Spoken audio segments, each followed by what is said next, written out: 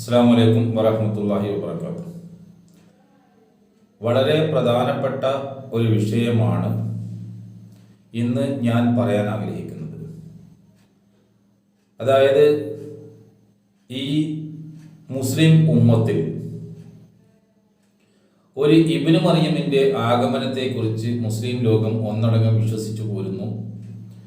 റസൂലുള്ളാഹി സ്വല്ലല്ലാഹു അലൈഹി വസല്ലം തിരുമേനി ഇത് ഹദീസുകളിലൂടെ പ്രവചനം ചെയ്തതായി നമുക്ക് ഏവർക്കും അറിയുകയും ചെയ്യാം. എന്നാൽ ഈ ഇബ്നു മറിയം 2000 വർഷങ്ങൾക്ക് മുമ്പ് ബനി ഇസ്രായേലിൽ ആഗതരായ മൂസാ നബി അലൈഹി ഇസ്ലാമിൻ്റെ സമുദായത്തിന് വേണ്ടി നിയോഗിക്കപ്പെട്ട ഈസാ നബി അലൈഹി ഇസ്ലാം ഇന്നും മരിക്കാതെ ആകാശത്ത് ജീവിച്ചിരിപ്പുണ്ട് എന്നും ആ ഈസാ നബി അലൈഹി ഇസ്ലാം തന്നെയാണ് ഇവിടെ രണ്ടാമത് വരേണ്ടത് എന്നും ആണ് മുസ്ലിം ലോകത്തിൻ്റെ നല്ലൊരു ശതമാനം ആളുകളും വിശ്വസിച്ചു പോരുന്നത്. എന്നാൽ എൻ്റെ കഴിഞ്ഞ വീഡിയോകൾ കേൾക്കുന്നവർക്ക് മനസ്സിലാക്കാൻ സാധിക്കും, ബനി ഇസ്രായേലിൽ വന്ന ഈസാ നബി അലൈഹി ഇസ്ലാം മരിച്ചു പോയിരിക്കുന്നു എന്നാണ് വിശുദ്ധ ഖുർആൻ അസന്ദിഗ്ധമായി പ്രഖ്യാപിച്ചിട്ടുള്ളത്, പറഞ്ഞിട്ടുള്ളത് എന്ന്. അതുമായി ബന്ധപ്പെട്ടുള്ള ഹദീസുകളും ഇത് തന്നെയാണ് പറഞ്ഞിട്ടുള്ളത്. അതിൻ്റെ ഈസാ നബി അലൈഹി ഇസ്ലാമിൻ്റെ വഫാത്തുമായി ബന്ധപ്പെട്ട് കുറച്ച് കാര്യങ്ങൾ കൂടി ഹദീസുകളിൽ നിന്നും തഫ്സീറുകളിൽ നിന്നും പറയേണ്ടതായിട്ടുണ്ട്. അത് പറയാനുള്ള സമയം കിട്ടിയിട്ടില്ല. ഇൻഷാ അല്ലാഹ് അടുത്ത ഒരു വീഡിയോയിൽ ഇൻഷാ അല്ലാഹ് അത് പറയുന്നതായിരിക്കും. വിശുദ്ധ ഖുർആന്റെ ആയത്തുകൾ വ്യക്തമാക്കിക്കൊണ്ട് 2-3 വീഡിയോകൾ ഞാൻ അതുമായി ചെയ്തിട്ടുണ്ടായിരുന്നു, അപ്ലോഡ് ചെയ്തിട്ടുണ്ടായിരുന്നു. അത് കേൾക്കുന്നവർക്ക് ഈസാ നബി അലൈഹി ഇസ്ലാമിൻ്റെ വഫാത്തിനെ കുറിച്ച് എന്താണ് വിശുദ്ധ ഖുർആൻ പറഞ്ഞിട്ടുള്ളത് എന്ന് വളരെ വ്യക്തമായി മനസ്സിലാക്കാൻ സാധിക്കും. അപ്പോൾ അതേപോലെ ഖതമുൻ നുബുവത്തിനെ കുറിച്ചും ഇതേപോലെ 2 വീഡിയോകൾ ഞാൻ ഇതിനു മുമ്പ് അപ്ലോഡ് ചെയ്തിട്ടുണ്ട്.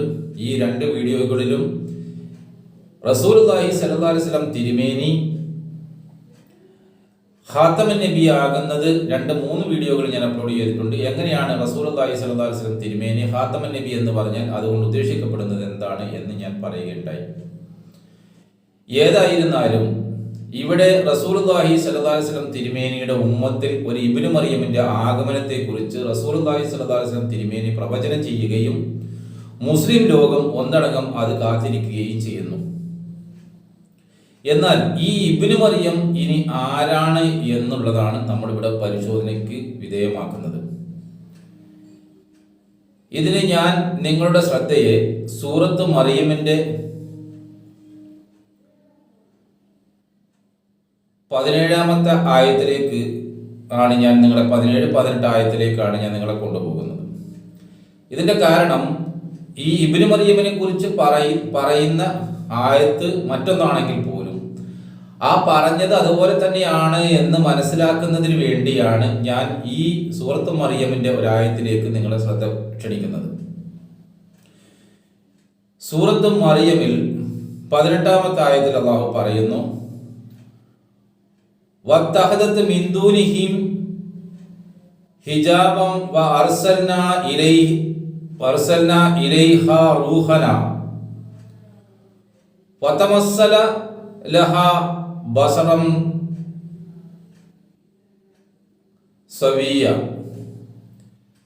ഇവിടെ ഇതിന്റെ അർത്ഥം ഇപ്രകാരമാണ്: എന്നിട്ട് അവൾ തൻ്റെയും അവരുടെയും, അതായത് ബന്ധുക്കളുടെയും ഇടയിൽ ഒരു മറയുണ്ടാക്കി. അപ്പോൾ അവളുടെ അടുക്കിലേക്ക് നമ്മുടെ സന്ദേശവാഹകനായ മലക്കിനെ അഥവാ ജിബ്രീൽ അലൈഹി ഇസ്ലാമിനെ നാം അയക്കുകയുണ്ടായി. അപ്പോൾ ആ മലക്ക് അവൾക്ക് ആരോഗ്യവാനായ ഒരു പുരുഷന്റെ രൂപത്തിൽ പ്രത്യക്ഷനായി. ഇവിടെ മറിയം അലൈഹിസ്ലാമിന് വഹി ഉണ്ടായത് ഒരു സുതനെ കുറിച്ചുള്ള മുന്നറിയിപ്പ് നൽകുന്നതിന് വേണ്ടിയായിരുന്നു. ഇതിന്റെ ബാക്കി ഭാഗങ്ങൾ അതാണ് പറയുന്നത്. അപ്പോൾ നിനക്കൊരു സുതനെ കുറിച്ച് മുന്നറിയിപ്പ് നൽകുന്നു. അപ്പോൾ മറിയം പറയുന്നു, എന്നെ ഇതുവരെ പുരുഷൻ സ്പർശിച്ചിട്ടില്ല, ഞാൻ വ്യഭിചാരിണിയായിട്ടുമില്ല, പിന്നെ എങ്ങനെയാണ് എനിക്ക് സന്താനങ്ങൾ ഉണ്ടാവുക എന്ന് ചോദിക്കുന്നു. അത് അള്ളാഹുവിന് പ്രയാസമുള്ള കാര്യമല്ല, അത് അള്ളാഹു വിധിക്കപ്പെട്ട കാര്യമായിരിക്കുന്നു എന്ന് ജിബ്രീൽ ഇസ്ലാം വഹി മുഖേന മറിയമിനെ അറിയിച്ചു കൊടുക്കുന്നു. അപ്പോൾ ഞാൻ ഇവിടെ പറയുന്നത് മറിയം റളിയല്ലാഹു അൻഹയ്ക്ക് വഹി ഉണ്ടാകുമായിരുന്നു. അങ്ങനെ വഹി ഉണ്ടായി ഈ സുതനെ കുറിച്ചുള്ള മുന്നറിയിപ്പ് നൽകുന്നതിന് ജിബ്രീൽ അലൈഹിസ്സലാം മുഖേന അവർക്ക് വഹി ഉണ്ടായി എന്നാണ് ഈ ആയത്തിൽ പരാമർശിക്കപ്പെട്ടിരിക്കുന്നത്. ഈ വഹിക്ക് വേണ്ടി ഇവിടെ അള്ളാഹു ഉപയോഗിച്ചിരിക്കുന്ന പദം റൂഹന എന്നാണ്.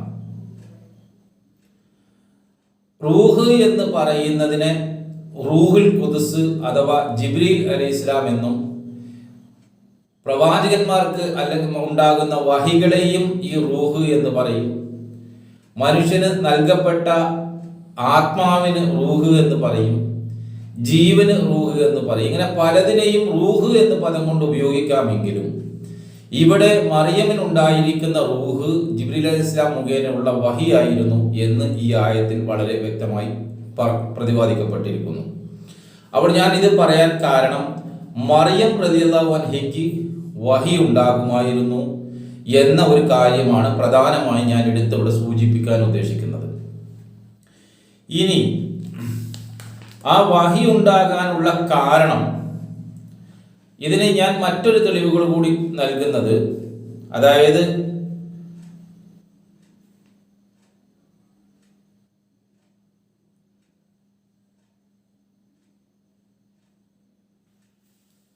മറ്റൊരു കാര്യം വിശുദ്ധ ഖുർആൻ തന്നെ പറയുന്നത്, വല്ലദീ അഹ്സനതു ഫർജഹ വനഫഖതു ഫീഹാ മിൻ റൂഹിനാ വജഅൽനാഹാ വബനാഹാ ആയത്തുൽ ലിൽ ആലമീൻ. ഇവിടെ അല്ലാഹു പറയുന്നു, തന്റെ ചാരിത്രം സംരക്ഷിച്ച ആ സ്ത്രീയെയും സ്മരിക്കുക. അപ്പോൾ നാം അവളിൽ നമ്മുടെ വചനങ്ങൾ ഇറക്കി, അവളെയും അവളുടെ പുത്രനെയും നാം ലോകത്തിന് ഒരു അടയാളമാക്കിയിരിക്കുന്നു. ഇവിടെ പറഞ്ഞിരിക്കുന്നത്, ഇവിടെയും വല്ലദീ അഹ്സനതു ഫർജഹ വനഫഖനാ ഫീഹാ മിൻ റൂഹിനാ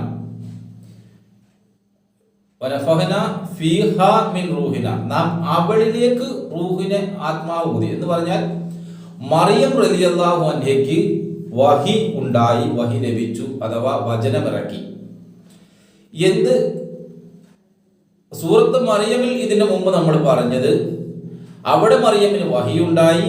ആ വഹിയുണ്ടായത് ഒരു സൂതനെ കുറിച്ചുള്ള മുന്നറിയിപ്പ് നൽകുന്നതിന് വേണ്ടിയാണ് അവിടെ വഹിയുണ്ടായതെന്ന് വിശുദ്ധ ഖുർആൻ അവിടെ പറഞ്ഞിരിക്കുന്നത്, സൂറത്ത് മറിയമിൽ പറഞ്ഞിരിക്കുന്നത്. എന്നാൽ സൂറത്ത് അംബിയയിലെ 92-ാമത്തെ ഈ വചനത്തിൽ പറഞ്ഞിരിക്കുന്നത് മറിയമിന് വഹിയുണ്ടാകാനുള്ള കാരണം എന്താണ് എന്നാണ്. അവിടെ മറിയമിന് വഹിയുണ്ടായി, സൂതനെ കുറിച്ച് മുന്നറിയിപ്പ് ജിബ്രീൽ അലൈഹിസ്സലാം മുഖേന നൽകി. എന്നാൽ മറിയമിന് വഹി ഉണ്ടാകാനുള്ള കാരണമാണ് ഇവിടെ ബോധിപ്പിക്കുന്നത്. അതായത് തൻ്റെ ചാരിത്രം കാത്തു സൂക്ഷിച്ച ആ സ്ത്രീയെയും സ്മരിക്കുക.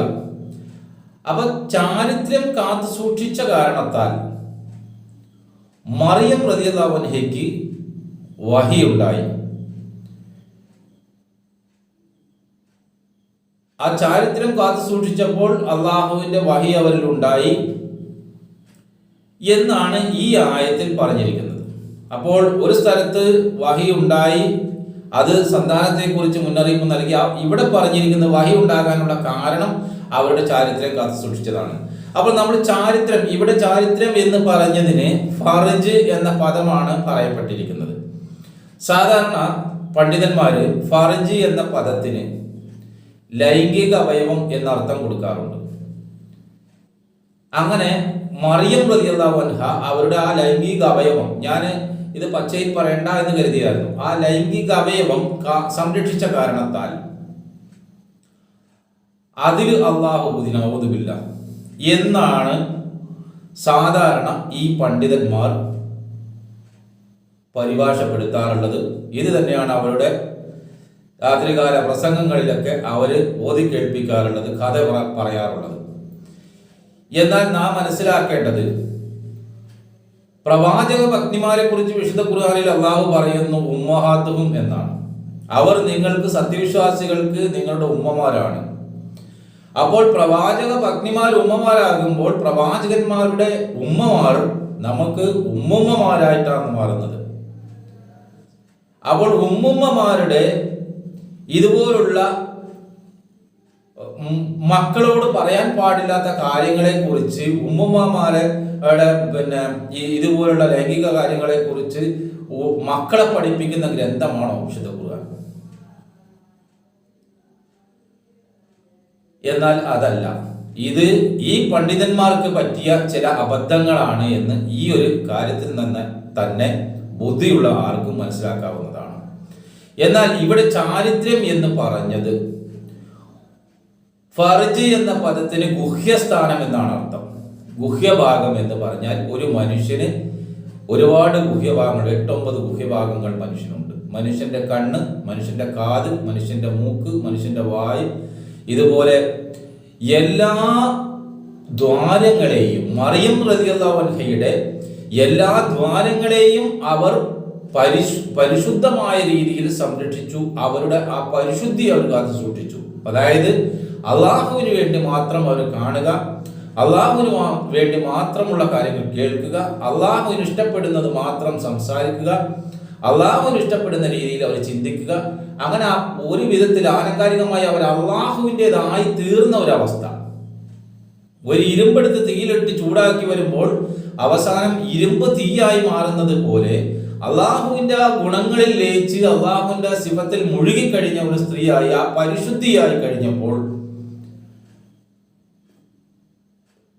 അതാണ് ചാരിത്രം കാത്തു സൂക്ഷിച്ചു എന്ന് പറഞ്ഞാൽ. അത് പറഞ്ഞാൽ അവരുടെ ആ പരിശുദ്ധി അവർ കാത്തു സൂക്ഷിച്ചപ്പോൾ, അവർ പരിശുദ്ധരായി തീർന്ന സമയത്ത് അവരിൽ പിന്നീട് അള്ളാഹു ആത്മീയമായ ദർജകൾ നൽകുകയാണെങ്കിൽ ആ പരിശുദ്ധമായ സ്ഥാനത്തെത്തിയപ്പോൾ ഉമ്മുഹു സിദ്ദീഖ ഔകലാനി താം എന്ന് പറഞ്ഞു. അവർ മഹാസത്യവതിയായിരുന്നു. അവർ രണ്ടുപേരും ഭക്ഷണം കഴിക്കാറുണ്ടായിരുന്നു. അപ്പോൾ ഇവിടെ അവർ സിദ്ദീഖയായിരുന്നു. അവർ സിദ്ദീഖയുടെ സ്ഥാനത്തേക്ക് അവർ ഉയർന്നു. പിന്നീട് അള്ളാഹു ആത്മീയതയുടെ വീണ്ടും അവർ അതിലും മുകളിലേക്ക് അവർ പോകുമ്പോൾ അള്ളാഹു നൽകുന്ന ഒരു അനുഗ്രഹമാണ് പിന്നെ നുബൂവത്ത് എന്നുള്ള അനുഗ്രഹം. ഇതാണ് വിശുദ്ധ ഖുർആൻ മറ്റൊരു സ്ഥലത്ത് മിനൻ നബീന വസിദ്ദീഖീന വശുഹദായി വസ്വാലിഹീന വസ്നുലൈക റഫീഖ. നബി എന്നതിന്റെ തൊട്ട് താഴെയുള്ള സ്ഥാനമാണ് സിദ്ദീഖിന്റെ സ്ഥാനം, അതിന്റെ താഴെയുള്ള സ്ഥാനമാണ് ഷുഹദാന്റെ സ്ഥാനം, അതിന് താഴെയുള്ള സ്ഥാനമാണ് സാലിഹിന്റെ സ്ഥാനം. അപ്പോൾ ഏറ്റവും ഉയർന്ന സ്ഥാനം നബി എന്നുള്ള സ്ഥാനമാണ്. സിദ്ദീഖ് കഴിഞ്ഞാൽ പിന്നെ ആവാൻ സാധിക്കുന്നത് നബിയാണ്. അപ്പോൾ അതേപോലെ ഇവിടെ മറിയം റളിയല്ലാഹു അൻഹ ആ പരിശുദ്ധ ജീവിതം നയിച്ചപ്പോൾ ആ മറിയമിൽ അള്ളാഹു വഹി ഇറക്കി. അവരുടെ എല്ലാ ദ്വാരങ്ങളെയും സംരക്ഷിച്ചുകൊണ്ടുള്ള ആ പരിശുദ്ധമായ ജീവിതം, അല്ലെങ്കിൽ അതല്ല ലൈംഗിക അവയവത്തെ കുറിച്ചാണ് പറയുന്നതെങ്കിൽ മറ്റുള്ളവർക്ക് ചോദിച്ചുകൂടെ? അങ്ങനെ എത്രയോ സ്ത്രീകൾ, ലക്ഷക്കണക്കിന് സ്ത്രീകൾ ലോകത്തിലില്ലേ? അപ്പൊ അവരൊക്കെ ഇത് സംരക്ഷിച്ചിട്ട് എന്തുകൊണ്ട് അവർക്കൊന്നും ഈ വഹി ഉണ്ടാകുന്നില്ല എന്ന് ചോദിച്ചാൽ അള്ളാഹു പക്ഷപാതം കാണിക്കുന്നവനാണ് എന്ന് പറയേണ്ടി വരില്ലേ? അല്ലെങ്കിൽ ലോകത്ത് മറിയം മാത്രമേ പരിശുദ്ധമായ സ്ത്രീയുള്ളൂ, മറ്റു സ്ത്രീകളൊക്കെ കുഴപ്പക്കാരികളാണ് എന്ന് പറയേണ്ടി വരികയില്ലേ? പക്ഷെ ഈ ഒരു അവസ്ഥ, അതായത് അവരുടെ എല്ലാ അവസ്ഥയിലും അവർ പരിശുദ്ധി കാത്തു സൂക്ഷിക്കുക എന്ന് പറഞ്ഞാൽ അത് എല്ലാ സ്ത്രീകളെ കൊണ്ടും സാധിക്കുന്നതല്ല. അങ്ങനെ സാധിക്കുന്നവരും ഉണ്ടാകും, സാധിക്കുന്നവരിൽ അള്ളാഹു വഹി ഇറക്കുകയും ചെയ്യും. അപ്പോൾ മറിയം എന്ന് പറയുന്നത് ആ അർത്ഥത്തിൽ അവരുടെ എല്ലാ അർത്ഥത്തിലുമുള്ള ഫർജ് അവർ കാത്തു സൂക്ഷിച്ചു. അപ്പോൾ അള്ളാഹു അവരിലേക്ക് ആ ഒരു കാരണത്താൽ അള്ളാഹു വഹി ഇറക്കി. ഇതുകൊണ്ടാണ് പരിശുദ്ധരല്ലാതെ വിശുദ്ധ ഖുർആനെ സ്പർശിക്കുകയില്ല എന്നൊക്കെ പറയുന്നത്. അപ്പോൾ പരിശുദ്ധമായ സ്ഥലത്താണ്, പരിശുദ്ധി ഉള്ള സ്ഥലങ്ങളിലാണ് അള്ളാഹുവിന്റെ വഹികൾ ജിബ്രീൽ അലൈഹിസ്സലാം ഇറങ്ങുന്നത്.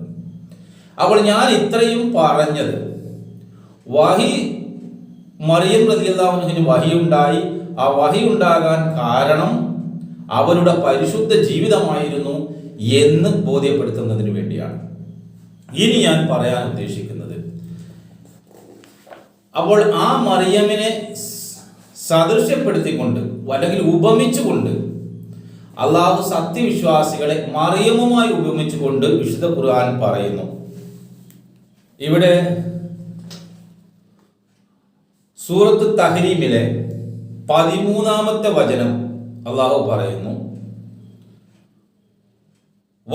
മറിയമത്ത് ഇബ്നത ഇമ്രാൻ അല്ലത്തി അഹ്സനത് ഫർജഹ വനഫഖ്നാ ഫീഹി മിൻ റൂഹിന. ഇവിടെ ഇമ്രാന്റെ പുത്രി മറിയമിനെയും അള്ളാഹു സത്യവിശ്വാസികൾക്ക് മാതൃകയായി എടുത്തു കാണിക്കുന്നു. അവൾ തന്റെ ചാരിത്രം കാത്തു സൂക്ഷിക്കുകയുണ്ടായി. അപ്പോൾ നാം അവനിൽ, ചാരിത്രം കാത്തു സൂക്ഷിച്ച അവനിൽ നാം റൂഹിനെ ഊതി.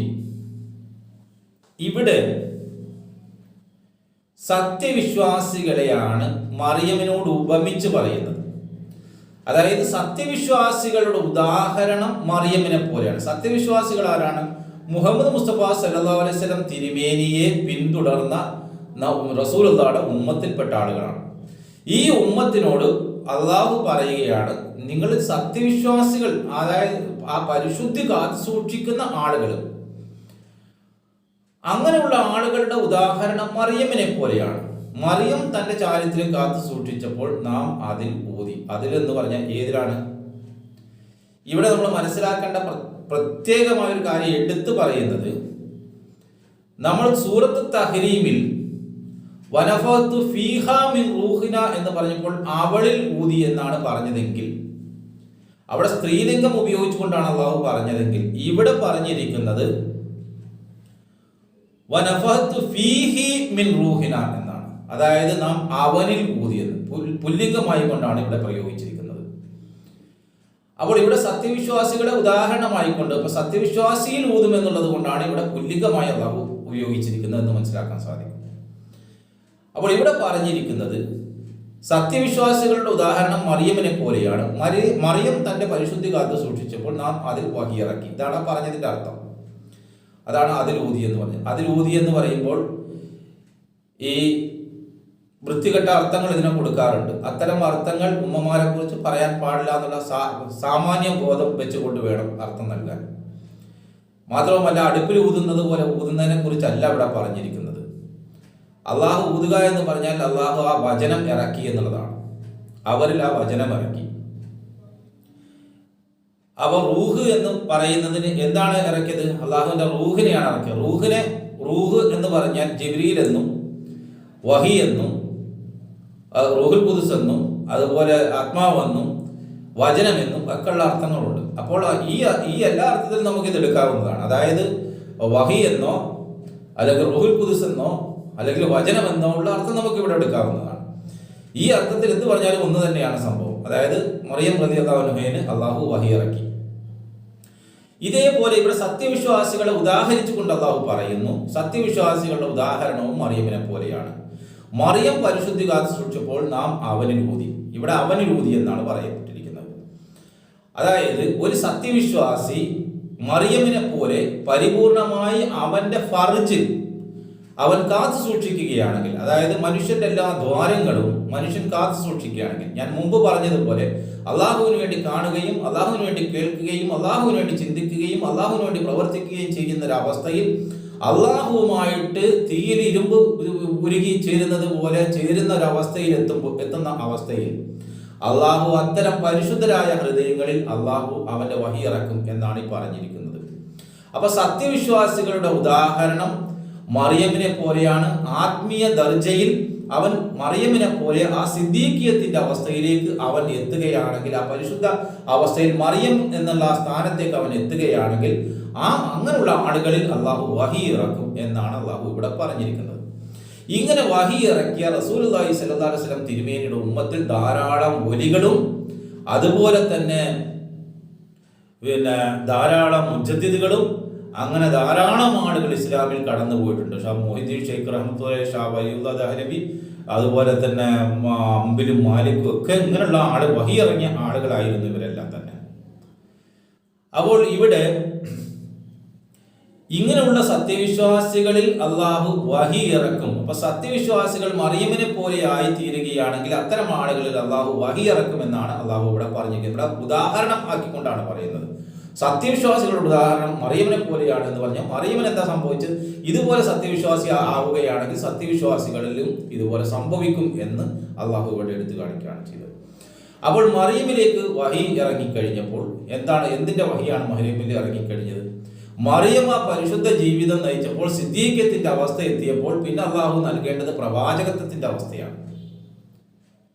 അപ്പോൾ ഈ വഹി ഇറങ്ങുന്ന ആളുകളിൽ അള്ളാഹു ആ വഹിയിലൂടെ അള്ളാഹു പറയാണ് പ്രവാചകത്വം വാദിക്കണം എന്നൊരു സത്യവിശ്വാസികളോട് അള്ളാഹു പറയുകയാണെങ്കിൽ അത്തരം ആളുകൾ മറിയമിന്റെ ആ മറിയമിന് വഹിയുണ്ടായ അവസ്ഥയിൽ നിന്ന് ആ വഹിയുണ്ടാകുന്ന അവസ്ഥയിൽ നിന്ന് അവൻ ഇബ്നു മറിയമിന്റെ അവസ്ഥയിലേക്ക് മാറും.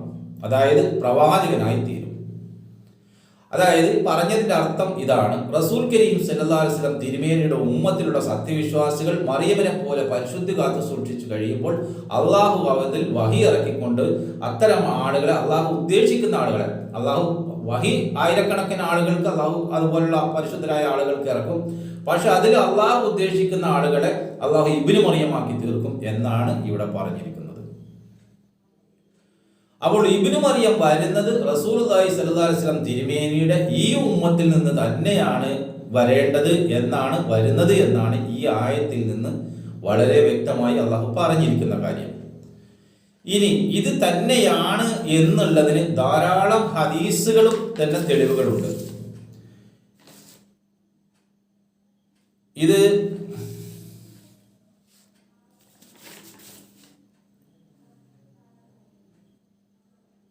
റസൂൽ കരീം സല്ലല്ലാഹു അലൈഹി വസല്ലം തിരുമേനി ഈസാ നബി അലൈഹി ഇസ്ലാമിനെ സ്വപ്നത്തിൽ കണ്ട രണ്ട് അവസ്ഥകൾ. ഒരു പ്രാവശ്യം കണ്ടത് നീണ്ട മുടിയും നീണ്ട താടിയും ചുമന്ന നിറത്തിലുമുള്ള ഈസാ നബിയെ കണ്ടു. രണ്ടാമത് കണ്ട ഈസാ നബി അലൈഹി ഇസ്ലാമിന് ഗോതമ്പിന്റെ നിറവും ചുരുണ്ട താടിയും ചുരുണ്ട മുടിയുമായിട്ടാണ്. അപ്പൊ രണ്ട് വ്യക്തികളെയാണ് റസൂലുള്ളാഹി സ്വല്ലല്ലാഹു അലൈഹി വസല്ലം തിരുമേനി കണ്ടിട്ടുള്ളത്. ഒന്ന് ബനി ഇസ്രായേൽ വന്ന ഈസാ നബിയും ഒന്ന് റസൂൽ കരീം സല്ലല്ലാഹു അലൈഹി വസല്ലം തിരുമേനിയുടെ ഉമ്മത്തിൽ വരാനുള്ള ഈസാ ഇബ്നു മറിയം. അപ്പോൾ റസൂലുള്ളാഹി ചോദിച്ചു, ആരാണ് എന്ന് ചോദിച്ചു. ഞാൻ ഇബ്നു മറിയമാണ് എന്ന് മറുപടി പറഞ്ഞു. ഇതാണ് ഹദീസിലുള്ളത്. അപ്പോൾ ഇത് രണ്ട് പ്രാവശ്യം കണ്ടതും രണ്ട് രീതിയിലുള്ള ആളെയാണ്. അതേപോലെ തന്നെ അപ്പോൾ ഇവിടെ വരാനുള്ള മസീഹ് ബനി ഇസ്രായേലിലെ ഈസാ നബി അല്ല എന്ന് വിശുദ്ധ ഖുർആന്റെ ഈ ആയത്തും ഇപ്പോൾ പറഞ്ഞ ഈ ഹദീസിൽ നിന്നും വളരെ വ്യക്തമാണ്. ഇത്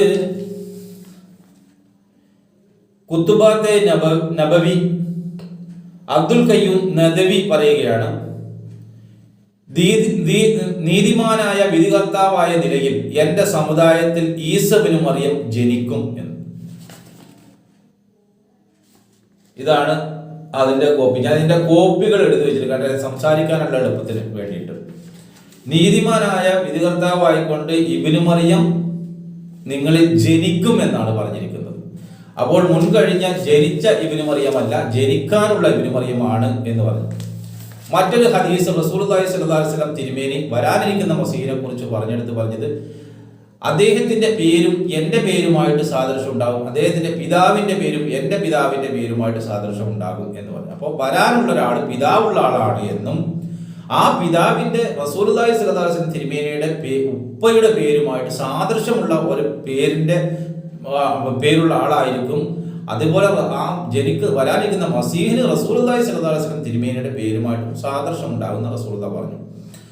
അപ്പോൾ ഇവിടെ ഇമാം മഹദി അലൈഹി ഇസ്ലാമിനെ കുറിച്ചാണ് പറഞ്ഞിരിക്കുന്നത് എന്ന് പറയും. ഇമാം മഹദി അലൈഹി ഇസ്ലാമും ഇബ്നു മറിയം ഒന്നാണ്. അത് മറ്റൊരു വീഡിയോയിലൂടെ നമുക്ക് പറയാവുന്നതാണ്. ലൽ മഹദിയു ഇല്ലാ ഈസ, മഹദി അല്ലാത്ത ഈസയും ഇല്ല എന്ന് റസൂലുള്ളാഹി സ്വല്ലല്ലാഹു അലൈഹി വസല്ലം പറഞ്ഞു.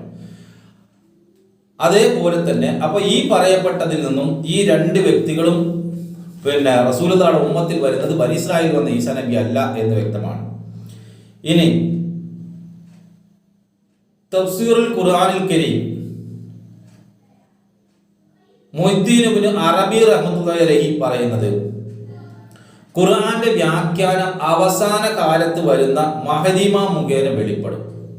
അപ്പോൾ ആ കാലഘട്ടം വരെയും ഇമാം മഹദി അലൈഹി ഇസ്ലാമിന്റെ കാലഘട്ടത്തിലൊക്കെ ഉണ്ടാകുന്ന വിശദീകരണങ്ങളും വ്യാഖ്യാനങ്ങളും വിശുദ്ധ ഖുർആനുമായി ഒരു കുലബന്ധം പോലും ഇല്ലാത്തതായിരിക്കും എന്നാണ് ഇവിടെ പറയുന്നത്. യഥാർത്ഥ വ്യാഖ്യാനം ആ കാലഘട്ടത്തിൽ വന്ന ഇമാം മഹദി അലൈഹി ഇസ്ലാം മുഖേനയായിരിക്കും വെളിപ്പെടുക എന്ന് ഇവിടെ ഇബ്നു അറബി റഹ്മത്തുള്ളാഹി അലൈഹി വളരെ വ്യക്തമായി പറഞ്ഞിട്ടുണ്ട്.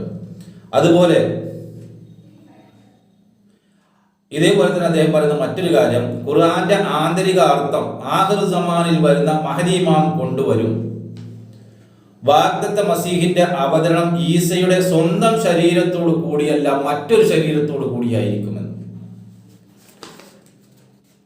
ഇതാണ് അതിന്റെ കോപ്പി, ഇത് അതിന്റെ ചട്ട പേജ്. അപ്പം ഇതൊക്കെ വളരെ വ്യക്തമായി ഈ ഹദീസുകളിൽ നിന്നെല്ലാം തന്നെ. അതേപോലെ ഈ ഉമ്മത്തിൽ വരുന്ന ഈസ നബിയായിരിക്കും, നബിയുള്ളയായിരിക്കും എന്ന് 4 പ്രാവശ്യം റസൂൽ കരീം സല്ലല്ലാഹു അലൈഹി വസല്ലം അദ്ദേഹത്തിന് വഹി ഉണ്ടായിരിക്കും, അദ്ദേഹം നബിയായിരിക്കും എന്ന് 4 പ്രാവശ്യം അള്ളാഹുവിന്റെ പേരിൽ ആണയിട്ടുകൊണ്ട് റസൂലുള്ളാഹി പറയുന്നു. ഇത് അൽ ജാമിഉ സഹീഹ് ഇമാം മുസ്ലിം റഹ്മത്തുള്ളാഹി അലൈഹി റിപ്പോർട്ട് ചെയ്തത്. സഹീഹ് മുസ്ലിം പേജ് 198, വോളിയം 2-ാം വോളിയം. അപ്പൊ ഇത് വളരെ വ്യക്തമായി വരുന്ന ഇബ്നു മറിയം മറ്റൊരു ശരീരത്തോട് കൂടിയായിരിക്കും, മറ്റൊരാളായിരിക്കും എന്ന് വളരെ വ്യക്തമാണ്. ഇനി ഇബ്നു മറിയമിനെ കുറിച്ച് സൂറത്തുൽ നൂറിലെ 56-ാമത്തെ ആയത്ത് ഞാൻ മറ്റൊരു വീഡിയോ നമ്മുടെ അബ്ദുറഹിമാൻ സാഹിബ് ഖിലാഫത്തിനെ കുറിച്ച് പറഞ്ഞതിന് ഞാനൊരു മറുപടി ആയിക്കൊണ്ട് പറഞ്ഞിട്ടുണ്ട്. അതിൽ ഞാനിത് വ്യക്തമാക്കിയിട്ടുണ്ട്. അതിന്റെ ചെറിയ ഭാഗം കൂടെ ഞാനിവിടെ കൂട്ടിച്ചേർക്കുകയാണ്. അതായത്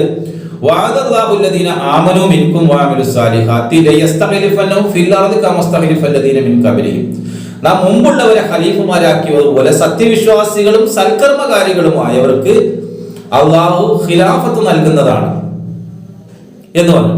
അപ്പൊ മുമ്പുള്ളവരെ കുറിച്ച് ആ വീഡിയോ കേട്ടാൽ അതിന്റെ ബാക്കി കാര്യങ്ങൾ അതിനകത്ത് നിന്ന് മനസ്സിലാക്കാൻ സാധിക്കും.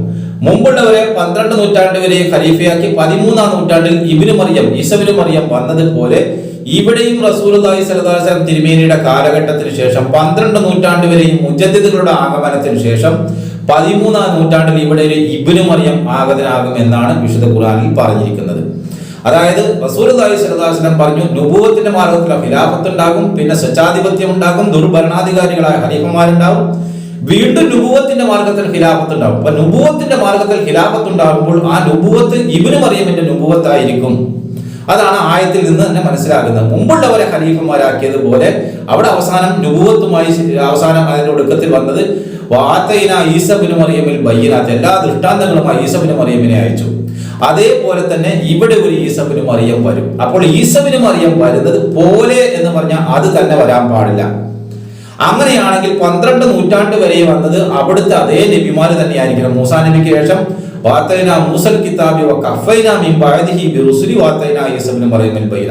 എല്ലാ ദൃഷ്ടാന്ത മൂസാ നബി ഗ്രന്ഥം നൽകി അതിനെ തുടരെ പ്രവാചകന്മാരെ അയച്ചു. അപ്പൊ പോലെ എന്ന് പറഞ്ഞത് കൊണ്ട് അവരല്ല വരേണ്ടത്, അവരെ പോലുള്ള മറ്റുള്ള ആളുകളാണ് ഇവിടെ വരേണ്ടത്. അങ്ങനെയുള്ള ആളുകളാണ് ഇവിടെ മുജദ്ദിദുകളായിട്ട് വന്നത്. ഷാവി മൊയ്തീൻ ശക്രമത്തുടെ അമ്പില് മാലിക് ഇങ്ങനെയുള്ള ആളുകൾ ഇവിടെ വന്നുകൊണ്ടിരുന്നു. അപ്പോൾ ഇവിടെ അതിന്റെ ഒടുക്കത്തിൽ ഈസാ ഇബ്നു മറിയമിനെ പോലുള്ള ഈസാ ഇബ്നു മറിയമാണ് ഇവിടെ വരേണ്ടത്. ഈസാ ഇബ്നു മറിയം ജീവിച്ചിരിക്കുന്നുണ്ടെങ്കിൽ പോലും അദ്ദേഹത്തിന് ഇവിടെ വരാൻ സാധ്യമല്ല. ഇനി മറ്റൊരു കാര്യം, ഈ ആയത്തിൽ തന്നെ നമ്മളൊന്ന് തിരിച്ച് ഈ ആയത്തിലേക്ക് അതായത് സൂറത്ത് തഹ്രീമിന്റെ ആയത്തിലേക്ക് തന്നെ നമ്മൾ തിരിച്ചു പോവുകയാണ്. ഇവിടെ സത്യവിശ്വാസികൾക്ക് ഉദാഹരണമായി മറിയമിനെ എടുത്തു കാണിക്കുമ്പോൾ സത്യവിശ്വാസികൾക്ക് ഉദാഹരണമായി കൊണ്ട് 2 സ്ത്രീകളെയാണ് അള്ളാഹു എടുത്തു കാണിക്കുന്നത്. ഒന്ന് മറിയമിനെയും ഒന്ന് ഫിറഔന്റെ ഭാര്യ ആസിയ റളിയല്ലാഹു അൻഹയെയും എടുത്തു കാണിക്കുന്നു. അതെന്തിനാണ് ഈ 2 സ്ത്രീകളെ എടുത്തു കാണിക്കുന്നത്?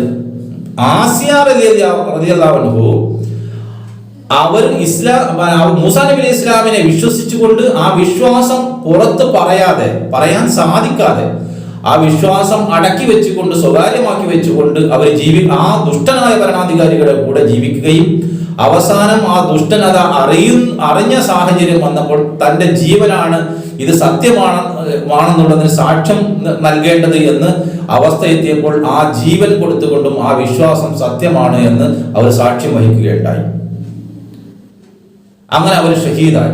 ഇതേപോലെ സത്യവിശ്വാസിയുടെ ഉദാഹരണം അവൻ മനസ്സിലാക്കിയ സത്യം അവന്റെ ജീവൻ കൊടുക്കേണ്ട സാഹചര്യത്തിലും അപ്പൊ അത് ജീവൻ നൽകിക്കൊണ്ട് അതിനെ സത്യപ്പെടുത്തണം എന്നുള്ളതാണ്. അത്രയും വലിയ പരീക്ഷണ ഘട്ടങ്ങളിൽ പോലും പതറി അവൻ പിന്തിരിയാൻ പാടില്ല. അള്ളാഹുവിനോട്ട് എവിടെയും പോകാൻ അവന് സ്ഥലമില്ല, അതുകൊണ്ട് അള്ളാഹുവിനോട്ട് പോകാൻ പാടില്ല എന്നുള്ള ഒരു പാഠമാണ് ഇവിടെ നൽകുന്നത്. രണ്ടാമത്തെ പാഠം, അങ്ങനെ ആത്മീയ ദർജയിൽ ഇസ്ലാം മതം സ്വീകരിച്ചുകൊണ്ട് ഒരാൾ ആത്മീയ ദർജയിൽ ഉന്നതമായ സ്ഥാനത്ത് എത്തുകയാണെങ്കിൽ എന്ത് അവസ്ഥ വരെ അവർക്ക് ലഭിക്കും, അള്ളാഹു എന്ത് അനുഗ്രഹം വരെ അവർക്ക് നൽകും എന്നുള്ളതിനെ കുറിച്ചാണ് ഇവിടെ മറിയമിനെ ഉദാഹരണമായി എടുത്തു കാണിക്കുന്നത്. ഇനി ഇതിനു മുമ്പ് മറ്റു 2 സ്ത്രീകളെ ഉദാഹരണം എടുത്തു കാണിക്കുന്നു. അവിശ്വാസികൾക്ക് ഉദാഹരണം, അതായത് 2 പ്രവാചക പത്നിമാരായിരുന്ന 2 സ്ത്രീകൾ, അവർ രണ്ടുപേരും പ്രവാചകന്മാരുടെ പത്നിമാരായിക്കൊണ്ട് ജീവിക്കുകയും അവരുടെ കൂടെ കഴിയുകയും എല്ലാ ദൃഷ്ടാന്തങ്ങളും അടയാളങ്ങളും പ്രവചനങ്ങളും എല്ലാം കണ്ട് ബോധ്യപ്പെടുക പോലും ചെയ്തിട്ട് പോലും അവർക്ക് ആ പ്രവാചകന്റെ സത്യത മനസ്സിലാക്കുവാനോ അത് സ്വീകരിക്കുവാനോ അവർ തയ്യാറായിരുന്നില്ല. അപ്പൊ നിഷേധികളുടെ ഉദാഹരണം ഇതാണ്. എത്രത്തോളം ദൃഷ്ടാന്തങ്ങൾ അവരുടെ മുമ്പിൽ കണ്ടു കഴിഞ്ഞാൽ പോലും നിഷേധികൾ ഒരിക്കലും വിശ്വാസികളാവുകയില്ല, സ്വീകരിക്കുകയില്ല. റസൂലുള്ളാഹി സ്വല്ലല്ലാഹു അലൈഹി വസല്ലം തിരുമേനി ചന്ദ്രൻ 2 പിളർപ്പായി കാണിച്ചിട്ട് പോലും ഇത് ഇന്ദ്രജാലമാണ്, മായാജാലമാണ് എന്ന് പറഞ്ഞ് മാറുകയല്ലാതെ വിശ്വസിക്കാനല്ല തയ്യാറായിട്ടുള്ളത്. അപ്പോൾ ഇതേപോലെ തന്നെ വിശുദ്ധ ഖുർആനിൽ വളരെ വ്യക്തമായി ഇനി ധാരാളം ആയത്തുകൾ ഇതുമായി ബന്ധപ്പെടുത്തി നമുക്ക് പറയാം. ഒരുപാട് ആയത്തുകൾ ഇതുമായിട്ട് വന്നാൽ നമ്മുടെ സമയം നമുക്ക് എത്രത്തോളം അപ്ലോഡ് ചെയ്യാൻ സാധിക്കാത്തത് കൊണ്ട് ഞാൻ മറ്റ് ആയത്തുകൾ അടുത്ത വീഡിയോകളിലൂടെ നമുക്ക് പറയാവുന്നതാണ് ഇൻഷാ അല്ലാഹ്. അതുകൊണ്ട് ഈ ഒരു യാഥാർത്ഥ്യം മനസ്സിലാക്കാൻ നമ്മൾ ക്ഷമയോടും സഹനത്തോടും ദുആയോടും കൂടി കഴിഞ്ഞെങ്കിൽ മാത്രമേ ഈ കാലഘട്ടത്തിൽ അല്ലാഹുവാൻ നിയോഗിതനായ ഇമാം മഹ്ദി അലൈഹിസ്സലാമിനെ സ്വീകരിക്കാനുള്ള ഭാഗ്യം നമുക്ക് ലഭിക്കുകയുള്ളൂ. അപ്പോൾ ഇവിടെ ഈ ആയത്തിന്റെ അടിസ്ഥാനത്തിൽ ഈ റസൂലുള്ളാഹി സ്വല്ലല്ലാഹു അലൈഹി വസല്ലം തിരുമേനിയുടെ ഉമ്മത്തിൽ നിന്ന് ഏതെങ്കിലും ഒരാൾ പറയുകയാണ് ഞാൻ ഈ ഉമ്മത്തിലെ ഇബ്നു മറിയമാണ് എന്ന് പറഞ്ഞാൽ അതിനെ ഈ ആയത്തിന്റെ അടിസ്ഥാനത്തിൽ ആർക്കും നിഷേധിക്കാൻ സാധ്യമല്ല. കാരണം ഈ ഉമ്മത്തിൽ ഇബ്നു മറിയം ഉണ്ടാകും എന്നാണ് വിശുദ്ധ ഖുർആന്റെ ആയത്തിൽ പറയപ്പെട്ടിരിക്കുന്നത്. അതേപോലെ തന്നെ മിർസ ഗുലാം അഹമ്മദ് അലൈഹി സ്വലാം പറയുന്നു, ഇതേപോലെയാണ് മിർസ ഗുലാം അഹമ്മദ് അലൈഹി സ്വലാം. അദ്ദേഹം പരിശുദ്ധമായ അദ്ദേഹത്തിന്റെ എല്ലാ ഫർജുകളും അദ്ദേഹം കാത്തു സൂക്ഷിച്ചുകൊണ്ട് ആ പരിശുദ്ധമായ ജീവിതം അദ്ദേഹം നയിച്ചപ്പോൾ അദ്ദേഹം ആ മറിയമിന്റെ സ്ഥാനത്തേക്ക് ഉയർന്ന സമയത്ത് അദ്ദേഹത്തിന് അല്ലാഹു വഹി ഇറക്കിക്കൊണ്ട് അദ്ദേഹത്തിനോട് ഇബ്നു മറിയമാണ് എന്ന് പ്രഖ്യാപിക്കാൻ പറഞ്ഞു. വഹി അദ്ദേഹത്തിന് ഉണ്ടാകുന്നുണ്ട്. പക്ഷെ ആ വഹിയിൽ അദ്ദേഹത്തിനോട് ഇന്നത് പ്രഖ്യാപിക്കണം എന്ന് പറഞ്ഞാൽ അത് അദ്ദേഹം പറയുകയല്ല, നിവൃത്തിയില്ല. അപ്പോൾ അദ്ദേഹത്തിന് വഹി ഉണ്ടാകുന്നതിൽ നിന്ന് അദ്ദേഹം മറിയമിന്റെ അവസ്ഥയിൽ നിന്ന് അദ്ദേഹം ഇബ്നു മറിയമിന്റെ അവസ്ഥയിലേക്ക് അദ്ദേഹത്തെ അള്ളാഹു ആ വഹിയിലൂടെ അദ്ദേഹം കൊണ്ടുവന്നു. ഇങ്ങനെയുള്ള ആളുകൾ ഇസ്ലാമിൽ ഉണ്ടാകും എന്നാണ് പറഞ്ഞിരിക്കുന്നത്. അങ്ങനെ ഏതെങ്കിലും ഒരാൾ ഞാൻ ഇബ്നു മറിയമാണ് എന്ന് പറഞ്ഞാൽ നമുക്കതൊരിക്കലും അങ്ങനെ ഉണ്ടാവുകയില്ല എന്ന് പറയാൻ ഒരിക്കലും ഈ ആയത്തിന്റെ അടിസ്ഥാനം സാധ്യമല്ല. പക്ഷെ അദ്ദേഹം പറയുന്ന വഹികളൊക്കെ പുലരുന്നത് തന്നെയാണോ എന്ന് നമുക്ക് പിന്നെ പരിശോധിക്കാൻ മറ്റൊരു കാര്യം എന്ന് മാത്രമേ ഉള്ളൂ. അപ്പോൾ ഈ അടിസ്ഥാനത്തിൽ ഒരാൾ മിർസ ഗുലാം അഹമ്മദ് അലൈഹി സ്വലാം ഈ ആയത്തിന്റെ അടിസ്ഥാനത്തിൽ അദ്ദേഹം ഇബ്നു മറിയം ആയി തീരുന്നത് ഈ അവസ്ഥയിലാണ്. ഇബ്നു മറിയം റസൂലുള്ളാഹിയുടെ ഉമ്മത്തിൽ നിന്ന് വരുമെന്നാണ് വിശുദ്ധ ഖുർആന്റെ വാക്യവും ഹദീസുകളിൽ നിന്ന് നമുക്ക് കാണാൻ സാധിക്കുന്നത്. കൈഫൻതും ഇദാ നസല ഇബ്നു മറിയം ഫീകും വഇമാമുക്കും മിൻകും, നിങ്ങളിൽ നിന്ന് നിങ്ങൾക്ക് ഇമാമായി നിങ്ങളിൽ ഇബ്നു മറിയം ഇറങ്ങുമെന്നാണ്. അത് ബനി ഇസ്രായേൽ വന്ന ആളിനെ കുറിച്ചല്ല, മുസ്ലിം ഉമ്മത്തിനെ ചൂണ്ടിക്കൊണ്ടാണ് റസൂലുള്ളാഹി സ്വല്ലല്ലാഹു അലൈഹി വസല്ലം തിരുമേനി ഇത് പറയുന്നത്. അപ്പൊ നമ്മളിൽ നിന്ന് വരുമെന്നാണ് ഹദീസുകളിൽ പറയപ്പെട്ടത്. ബനി ഇസ്രായേലിലുള്ള ഈസാ നബി അലൈഹി സ്വലാം ഇവിടെ വരുമെന്ന് ഒരൊറ്റ ഹദീസിലോ ഖുർആനിലോ പറയപ്പെട്ടിട്ടില്ല. ഇനി ഈ ഒരു മിർസ ഗുലാം അഹമ്മദ് അലൈഹി സ്വലാം ഈ രീതിയിലാണ് ഞാൻ ഇബ്നു മറിയം എന്ന് പറഞ്ഞപ്പോൾ ഇത് മനസ്സിലാകാത്ത വിഡ്ഢികളായ ആളുകളാണ് അദ്ദേഹത്തിന് ഹൗദുണ്ടായി, വേറുള്ളതുണ്ടായി, അദ്ദേഹം മറിയമായി, പിന്നെ കുട്ടിയെ പ്രസവിച്ചു എന്നൊക്കെ പറഞ്ഞുകൊണ്ട് ആക്ഷേപിക്കുന്നത്. കാരണം ഇവരുടെയൊക്കെ മുമ്പിൽ ചെന്നുകൊണ്ട് ഒരാളൊരു കവിതയിൽ ആ കസേരയിൽ ഇരിക്കുന്ന പുലിയാണ്, മറ്റേ ഇരിക്കുന്നത് കടുവയാണെന്ന് പറഞ്ഞാൽ ഇവർ അതിനകത്ത് കയറി തർക്കിക്കും. കാരണം കടുവയല്ല, ഇത് പുലിയല്ല, അവിടെ കടുവയാണെന്നാണ് പറഞ്ഞിരിക്കുന്നത്, പുലിയാണെന്നാണ് പറഞ്ഞിരിക്കുന്നത് എന്നതുപോലെ തർക്കിക്കുന്ന കവിതകളെ മനസ്സിലാക്കണമെങ്കിൽ കവികൾക്കാണെന്ന് മനസ്സിലാകുക. അപ്പോൾ ഇവർക്ക് ഖുർആൻ മനസ്സിലായിട്ടില്ല ഇത്തരം ആളുകൾക്ക് എന്നുള്ളത് നമുക്ക് വളരെ വ്യക്തമാണ്. കാരണം ഖുർആനിൽ വളരെ വ്യക്തമായി പറഞ്ഞ കാര്യം ഇവർക്ക് മനസ്സിലായി. അതുകൊണ്ടാണ് ഇതൊരു ആക്ഷേപമായി കൊണ്ട് സ്വയം പരിഹാസ്യനാകുന്ന അവസ്ഥ ഇവർക്കുണ്ടാകുന്നതിന്റെ കാരണവും ഇതുകൊണ്ട് തന്നെയാണ്. ഈ മസീഹിനെ, ഈ കാലത്തിന്റെ മസീഹിനെ തിരിച്ചറിയുവാനും അതിനെ സ്വീകരിക്കുവാനും റസൂലുള്ളാഹി സ്വല്ലല്ലാഹു അലൈഹി വസല്ലം തിരുമേനി പറഞ്ഞത് മഞ്ഞുകട്ടയുടെ മുകളിലൂടെ മുട്ടുകാലിൽ ഇഴഞ്ഞിരുന്നാണെങ്കിൽ നിങ്ങൾ അദ്ദേഹത്തെ സ്വീകരിക്കണം, എന്റെ സലാം എത്തിക്കണം എന്നാണ്. ഇൻഷാ അല്ലാഹ് ഇനിയും മറ്റു ആയത്തുകൾ നമുക്ക് ഇനിയും ഒരുപാട് ആയത്തുകൾ വിശുദ്ധ ഖുർആനിൽ ഇതുമായി ബന്ധപ്പെട്ട് പറഞ്ഞിട്ടുണ്ട്. ഇൻഷാ അല്ലാഹ് തുടർന്ന് ഇതുമായി തന്നെയുള്ള കാര്യങ്ങൾ നമ്മൾ ചർച്ച ചെയ്യുന്നതായിരിക്കും. അസ്സലാമു അലൈക്കും വറഹ്മത്തുള്ളാഹി വബറകാതുഹു.